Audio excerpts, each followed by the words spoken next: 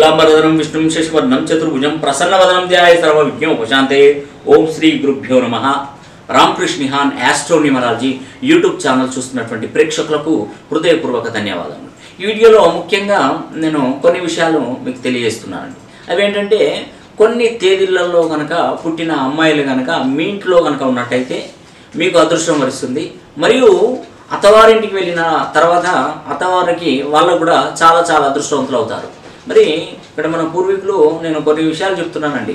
మన పూర్వీకులు అన్న విషయాలు ప్రతి ఒక్కటి కూడా అక్షర సత్యంగా భావించవచ్చు।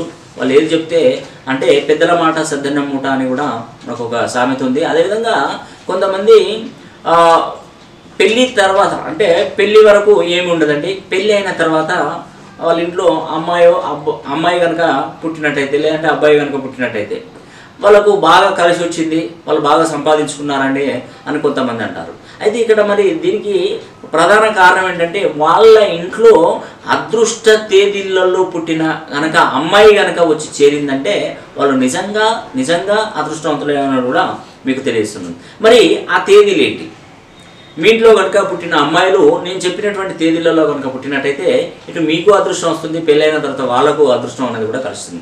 దాంట్లో 1, 10, 19, 28 తేదీలలో పుట్టినవారు, మరియు ఇక్కడ గమనించండి 6, 15, 24 తేదీలలో పుట్టినవారు, తర్వాత 7, తర్వాత 16, 25 తేదీలలో పుట్టినవారు, ఆ తర్వాత 9, 18, 27 తేదీలలో పుట్టినవారు చాలా చాలా అదృష్టవంతులను కూడా మీకు తెలుసుకున్నారు। మీ ఇంట్లో ఉన్నప్పుడు మీకు విజయం వరిస్తుంది, అత్తవారింటికి వెళ్ళినట్టు అత్తవారికి కూడా విజయం వరిస్తుంది।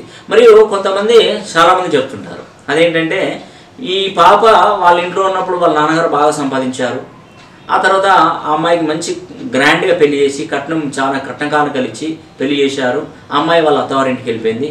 కానీ వాళ్ళ నాన్న ప్రతి దినదినం సంవత్సరం కూడా తగ్గుతూ ఈరోజు ఉన్న ఇల్లు అమ్ముకునే పరిస్థితి కూడా వాళ్ళకు వచ్చింది।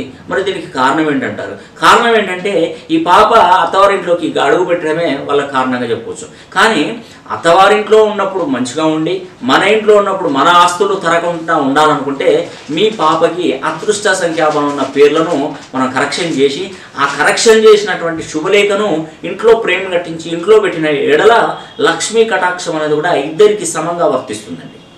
అంటే మీ యొక్క పాప పేరుని న్యూమరాలజీ పరంగా కరెక్షన్ చేసి లేదంటే సర్టిఫికెట్లు చిన్నప్పుడు పుట్టినప్పుడే మనం ఒక బర్త్ సర్టిఫికెట్ తీస్తాం, ఆ బర్త్ సర్టిఫికెట్ తీసుకున్నా పర్లేదు, లేదంటే ఫ్యూచర్లో ఒకవేళ బర్త్ సర్టిఫికెట్ పెద్దవాళ్ళు ఉంటారు, బర్త్ సర్టిఫికెట్ తీయలేని పరిస్థితి, కనీసం ఒక పేరుని కరెక్షన్ చేసి మన ఇంట్లో స్టిక్ చేసుకోవడం ద్వారా కూడా చాలా చాలా అదృష్టం వస్తుంది।